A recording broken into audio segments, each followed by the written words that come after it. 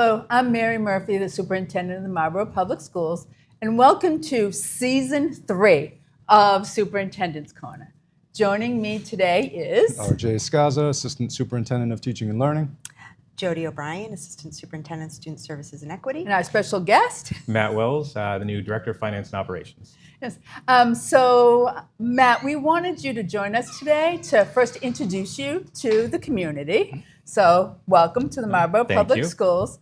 And you come to us with a variety of different experiences at different districts. So, do you want to share a little bit about your background before you joined us? Sure. Let me fly way back. Okay. So I did about 15 years in private industry, working for my last employer was Yankee Candle Company, where I did manufacturing and logistics. Once I left Yankee Candle, I needed something a little more fulfilling. Got a little sick of corporate profits and just needed to do something that felt better about the work I was doing. So went to work for the Amherst Public Schools. There was a 3-district school district, Amherst Pelham Regional School District, Amherst Public Schools, and the Pelham Public Schools. I was there for a couple of years, learned a lot about public service and how schools run. From there, I went to Concord and Concord Carlisle, which was a wonderful community, a lot of fun up there. We did a lot of great things, started one-to-one programs and everything. Did internal busing at that location. From there, went to Northborough Southborough, which is another large 3-district location. Went down to Norton, way down the southern side of the state. So for a little while there, I seemed to like to drive everywhere.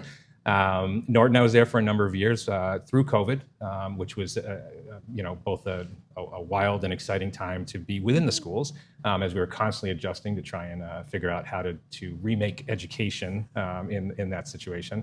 From Norton, I went to Dedham and did a stint in Norwood as well, and now here I am. We're so happy that you're here with us. You're also a community member. Yes, so I'm a resident of Marlborough. Moved here in 2010 with my 3 daughters, who attended. One daughter went to Richer and the middle school, and the other 2 were in the Kane School. Yeah. So you have significantly decreased your commute. I have. I had it was kind of interesting yesterday. I had to go to Masbo in Holyoke, and I said, "Oh, I'm used to 8-minute drive. This hour and a half is just not worth it."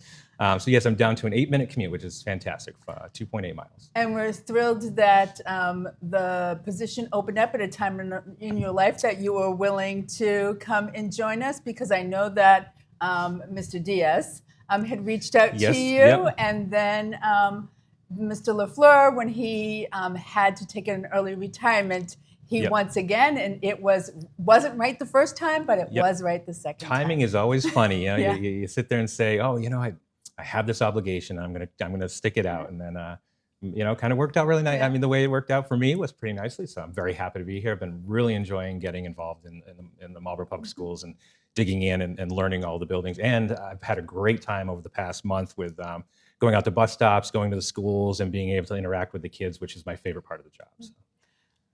So as Director of Finance and Operations, one might think that a lot of your job entails working with finance elements and spreadsheets and numbers.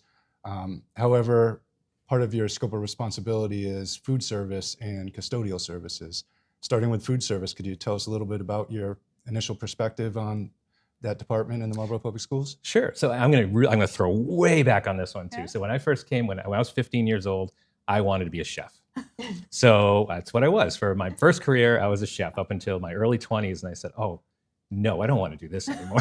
This is too much work." So food service, I've always had sort of a background knowledge in food service. I have worked with both internal food service programs and external food service programs. Our program here is fantastic, very well run. Pam Whelan does an incredible job. The participation rates in Marlborough are absolutely incredible. We are running 75 to 80% participation in all of our schools. The food is incredible. You can see it on Facebook. They often post pictures of the food that they're serving to the kids. They do an excellent fresh fruit and vegetable program, which absolutely, they have to actually fend off a lot of the adults in the building when they serve this, because it just looks so enticing, and they just want to grab onto that and eat it. So great program. Kids love it. I had great conversation this morning with a couple of students at a bus stop about all the different meals that we like to eat. My favorite is that spicy chicken patty. Oh. Can you correct a misconception that I have heard repeated? I know that we advertise that there's free breakfast and lunch for all students, and there is a perception that that's costing the district money. No. So the Universal Meals Program provides one lunch and one breakfast to every student within your district. This is funded 100% by the state and by the federal government. So it's a combination of the federal reimbursement rate that we used to get all along when we were doing food service, but now the state is also throwing in the balance of that money to fund all the meals for all the school districts within Massachusetts. So it is not locally funded. This is state and federal fund completely. Thank you. Sure. Now, when you started in July, you kind of jumped right into things as far as we had a couple of capital improvement projects that were going on that were started by our former director of finance. So can you talk a little bit about like what great things were done to Sure. some of the buildings? Our custodial team is absolutely incredible. Andy White runs a great program there. They love these buildings. They treat them like their own homes. And so the one thing I have noticed walking, I did my tours of every one of the buildings in the summertime, which is, that's when I want to see them, when they're at their craziest. And then I go and do my tour after the kids come back too. And I kind of walk around and look at the buildings.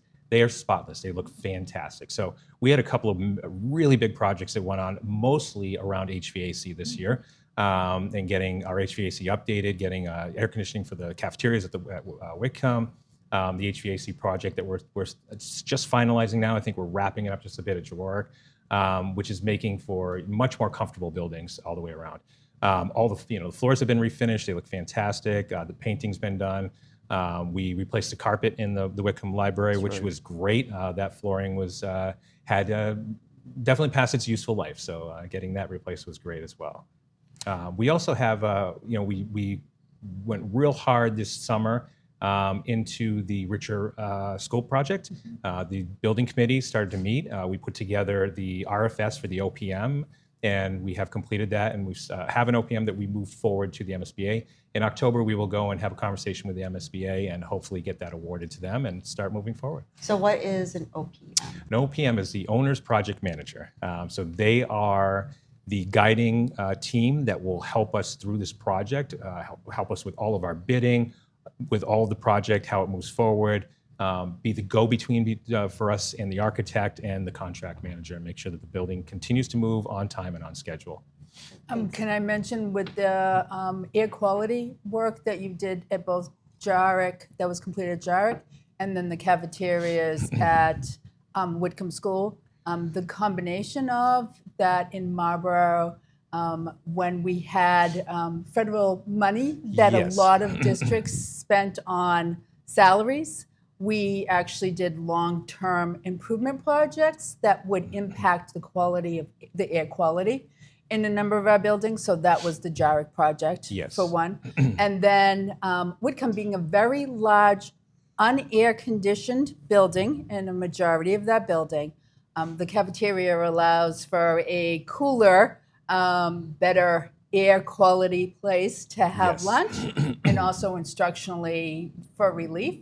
Not an issue this fall, but last Yes. fall with the extreme heat, if they had that large space Yep. to bring some classes, it would have brought relief to the students and not be a concern about being in extremely hot classrooms as well. And that's an incredible point. The last couple of years, we have had some very severe heat, both at the end of our school year and at the beginning of our school year. So to have those assets available to us, to be able to have those classrooms if necessary, is priceless. And also, it's a great point that Marlborough was very smart with their ESSER funds. I was in a number of districts and I've seen a number of districts within Massachusetts that had no other choice but to use those funds to close operational gaps that they were dealing with. When you close those operational gaps, when you get to the end of your ESSER funds, you have a fiscal cliff and you drop off of that. Marlborough did the right thing with that money, made sure that they kept themselves away from that cliff, and did projects that benefited the district as a whole, and not put it into a situation where it was going to have to find more money to fund the pieces that were picked up. The one topic that we didn't discuss is the first word in your title, right? Is finance. Finance, right? yes. So I love finance. I'm a big spreadsheet guy. So the financials, we are rolling forward right now. We've settled all of our contracts, I think, at this point. I think we have a couple that we're still waiting for next year, ratification. yeah. Yep. So we are definitely into our functionality now as far as the finances go. We are There's always improvements to make, and we look at all over the place. Sometimes those improvements are to not, to pull back a little bit and make things a little bit easier for people as they try to operate. Sometimes you can find a school district that just makes it so hard to just do what you need to do to help kids out. So we work very closely with our team and make sure that everybody has an open conversation with me for anything that has to do with finances. It's all about making sure that we are supplying the students with what they need to be successful moving forward. I think one of the things that the public should be aware of is that we are very appreciative of how well funded that the city, how much support the city gives to schools. Yes. And we realize how lucky we are. That being said, that at times you will come to the school committee meeting and you'll ask for a transfer, but you're not asking for additional funds. That's correct. Right? Yeah. So can you explain Yes. how that works with the school budget? With school budgets, so you have two functionalities that kind of manage finances within the state of Massachusetts. You have the Department of Revenue, and then you have the Department of Elementary and Secondary Education. Most of the municipalities run under DOR, Department of Revenue, and we run under DESE, Department of Elementary and Secondary Education. Under DESE, we are bottom line management. So we have a budget. That budget is $75 million. We don't pass that budget. But with the amount that we spend within the district and having to sometimes move money around, we have to transfer funds where we spend less. Sometimes, we may have savings from a position that we hired, and we may use that money to buy books for the classroom. Well, you can't buy books from a salary line, and you can't pay a salary from a book line. So you have to ask for that transfer, which is under the authority of the school committee, and they award that transfer and the movement of the money to be able to buy the things that are necessary for the classroom. So. And after last year, we realized that a number of, one of the things we'll be talking about in a moment is transportation. Yes. And there was significant unexpected cost with transportation last year. So those are lines that we would be watching closely this year and potentially not spending money for different needs in order to meet the needs of the transportation costs. That's correct. So transportation, that is our topic of conversation. It's a little different this year. We came in. I have I had logistics before I came into public service, and I've been for 17 years. I've been helping to manage transportation departments. So I bring a lot of experience, a lot of exposure to different ways to do this successfully. So one of the changes we did this year, which was the biggest change I think people are recognizing, is we went to community stops. And what that has done, what we're seeing a great success in, is we have almost all of our buses are on time now. The only time we're seeing a late bus that arrives to the school is when we have a call out and we have to manage picking up those students with maybe a route that just finished up within the district and goes back around and picks them up, and those students might be late at that point. But on-time delivery of students has increased dramatically. I'm not sure that we even have a bus that has showed up late at this point due to running a normal route. So transportation, it's a big cost to the district. And a lot of districts, what we're recognizing around is we're seeing a lot of really big jumps in first year contract pricing for transportation to a lot of other school districts. We're very aware of this, and we're keeping a close eye on it. As this is a bid year, and we know that next year is going to be the first year of a new bid. So more to come on transportation. Right. Keeping a close eye. And when we're talking about transportation costs, now we have our internal big buses that we also have some special transportation internally. Correct. Yep. And then we have special transportation that goes outside of district as well. And as a city, the Marlborough Public Schools also contracts and pays for the buses for AMSR as well. Correct. So we have multiple different buckets and multiple different cost centers. Yes. And it can vary depending on the type of transportation as well. And it's it seems simple, but there is a lot of complication in there. So yellow bus is your large buses, and that's generally your contract. Those are your home to school routes that you see rolling around, and that's what you think of when you think of busing.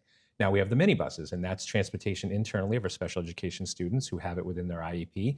And that's another kind of a different functionality. And those buses, they roam all over the city sometimes to pick up students, because we may have students that go to a different school than what is their home school.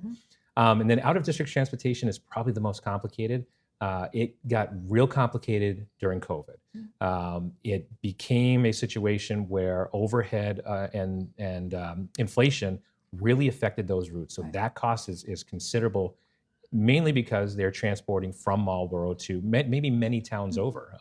It could be an hour and a half that van has to run to get a student to the school that they're at. So it allows that student to stay in their home, but at the same time, it's contractually, our IEP requires that transportation, and we provide it to them. And we do our best to really find we have a number of different vendors that we work through to try and kind of play the costs against each other to make sure that we're being fiscally responsible in how we're paying for those.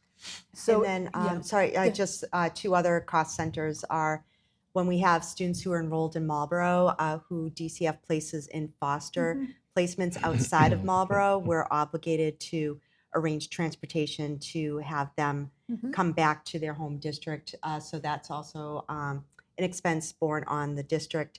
And DCF is the decider of whether or not the student will continue to be enrolled. And then we also have families who are displaced, who might lose their housing and are homeless.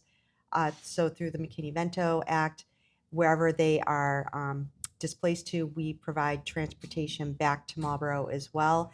And that's a cost share with wherever they're living, that school district and Marlborough. So that's those are two other expenses, and those are more difficult to budget because on a year-to-year basis, we don't know how many students may be placed in foster or might need McKinney-Vento transportation as well. Correct. So those are really huge unknown factors for us from year to year. So that's a number you will be watching very closely. And that can vary and fluctuate, and it really does. You never know what that number is going to end up at. And then I didn't actually cover the AMSA routes as well, but by law we are required, any school that's within Marlborough, we're required to we pay for and provide the transportation for it. So, but not Assabet. But not Assabet. Assabet is a island upon itself. Okay. So regionals and vocationals they're considered to be sort of a municipality within the municipality. So they're an island that just kind of floats there, and they manage their own stuff and have their own revenue sources and everything done by assessment. So. I had a resident ask me this morning about an Assabet bus. That's why I was saying, yes, goodness, those are not our buses. I could go for a few more hours talking about regionals and vocationals and the different management styles on that as well. Because even though Assabet Valley Tech is within Marlborough, it's a completely separate school district. We have, like, Marlborough Public Schools does not. Yes. But AMSA is also its own school district, and we do. So the rules vary depending on the type of because charters are considered a public school within the it's lots of little legislation that guides us on these things. The rules vary.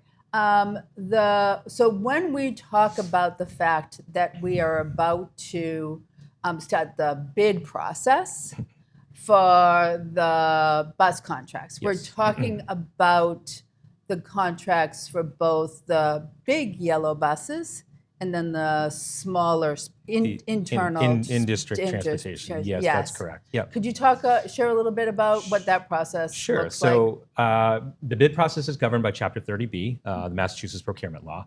And we are required, anything over $100,000, you're required to go out either for a RFP, which is or an IFB. This is dictated as IFB. So it's an invitation for bids. We know what we're doing. We know what the work is. We provide that as a specification out to the community, and qualified bus firms can take that specification and supply us with a bid, which is the cost to actually provide us with what we're requesting from them. That's where we have that's that concern that comes up, because we're seeing so many area districts seeing 25%, 50% increases in their first year with the contract. So we're putting together an IFB that is going to have us looking at more about the efficiencies of how we're running these routes and how that's going to work for the next fiscal year. So we will be putting that out within the next week or two. The bid is almost complete. It needs to go through a few review processes for everyone to get some eyes on it and make sure that we've put enough protections in for the district. And then we'll be releasing it and advertising and seeing what we get in for bids. Can we talk a little bit so that the public is aware of some of the numbers that we're talking about? So currently, We're running 33 big buses and like a total over 50 buses a day. Pretty close, yeah. Yes, Yeah. Close to 50. And each one of those buses is, do you know the range? I know it's under 400. Yeah, and that's the thing. I think we're right around 400, Right around per bus 400. per day. But other districts, the bids are coming in over 600. Yes, I was talking, I was in Masbo this week, and I was talking with some business managers who their current bid that they just received goes up over $500 for the first year, Yeah. and then by the end of the 5th year of the contract, they're up around $800 per bus per So day. it's not only the first year, there are significant, it used to be, Yes. this is It- what and it then be, and it would be yeah, frozen fixed. for Yeah. 3 to 5 years. We're not seeing those Now fixed it's bids anymore. significant Yeah. increase. So Yeah. and once you commit to so many routes, are you You were not locked into that for those No, and years? that's why creating the bid in the way that we do, you need to make sure the protection's there. So the way we're creating the bid this time around is to say we're looking at providing busing, and that busing could be anywhere from 8 to 50 buses. Okay.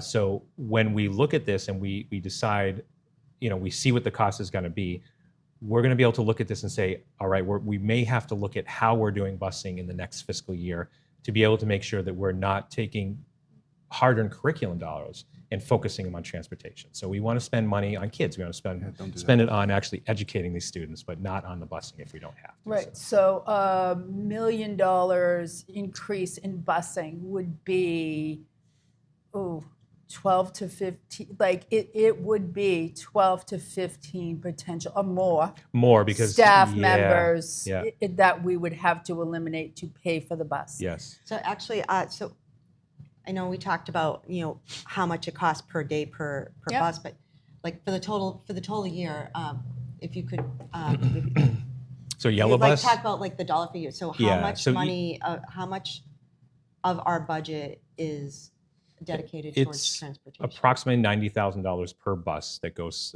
per year that we spend for transportation for the yellow bus. Minibus is a little different because it and obviously the out of district is definitely different.